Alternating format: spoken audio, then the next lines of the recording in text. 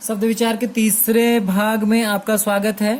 हम लोगों ने शब्द के भेद के अंतर्गत पहले आधार की चर्चा की थी, जिसका आधार था स्रोत या उत्पत्ति।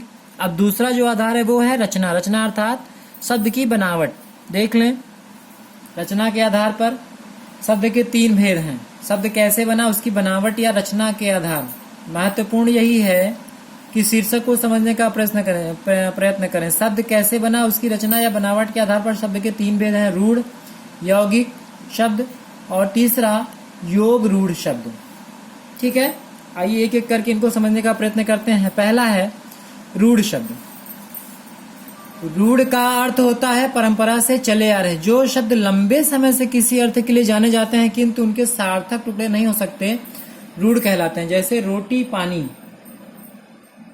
परिभाषा को ध्यान से अगर आपने सुना हो तो ऐसे शब्द जो लंबे समय से किसी अर्थ के लिए प्रयुक्त किए जाते हैं परंतु उनके सार्थक टुकड़े हम नहीं कर सकते। जैसे रोटी और पानी, अगर इनके हम टुकड़े करना चाहें तो ऐसा नहीं कर सकते कि हम धन टी लिख दें, रोटी हो गया, पा धन नी लिख दें, पानी हो गया। ऐसा नहीं हो सकता। इनके हम सार्थक टुकड़े नहीं कर सकते और परंपरागत रूप में इनका व्यवहार होता चला आ रहा है। तो ये रूढ़ शब्द हैं। तो रूढ़ शब्द किन्हें कहा गया? जिनके सार्थक टुकड़े ना हो सके और जो परंपरा से चले आ रहे हैं।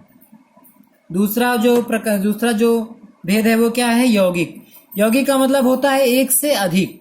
यहाँ पे आप परिभाषा देखें, दो या अधिक शब्दों अथवा शब्दांशों के योग से बने शब्द यौगिक कहलाते हैं। यौगिक को इंग्लिश में शायद कंपाउंड कहते हैं जहां तक मुझे पता है, और कंपाउंड का मतलब ये होता है एक से अधिक अर्थात दो का योग।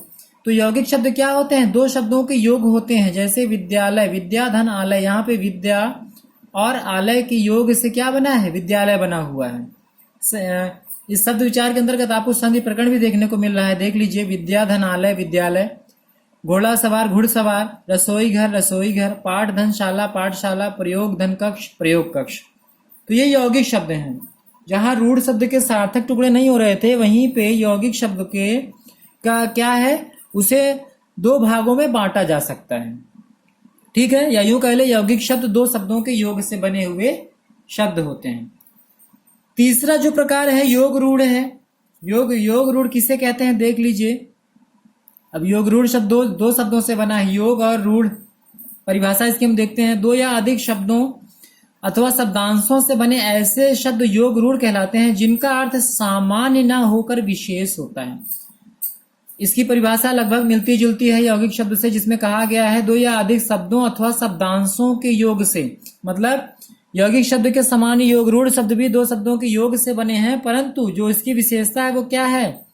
इनका अर्थ सामान्य ना होकर विशेष होता है। जैसे चक्रधर, चक्रधर कहा गया भगवान श्री कृष्ण को।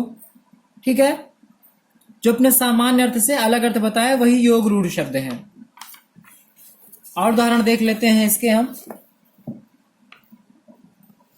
हिमधन आलय हिमालय, एक पर्वत, एक दंत गणेश, पंकधंजा पंकज कमल। ठीक है, तो ये कुछ शब्दों के उदाहरण हैं, योग रूढ़ शब्दों के उदाहरण हैं। जब आगे हम और आप समास पढ़ेंगे तो वहां पर बहुब्रीहि समास के जितने भी उदाहरण आएंगे वे सभी योग रूढ़ शब्दों के अंतर्गत आएंगे। एक बार फिर से रिमाइंडर कर लें, देख लें जल्दी से। रचना के आधार पर तीन भेद बताए गए, रूढ़, यौगिक और योग रूढ़। रूढ़ किन्हें कहा गया? जो परंपरा से चले आ रहे हैं और जिनके हम सामान्य टुकड़े, जिनके दो सार्थक टुकड़े नहीं कर सकते, रोटी पानी। ठीक है, यौगिक शब्द किन्हें कहा गया? दो शब्दों अथवा शब्दांशों के योग से बने हुए शब्दों को कहा गया और उनके सार्थक टुकड़े हम कर सकते हैं। जैसे विद्या धन आलय विद्यालय। ठीक है, रसोई धन घर रसोई घर। योग रूढ़ शब्द किन्हें कहा गया?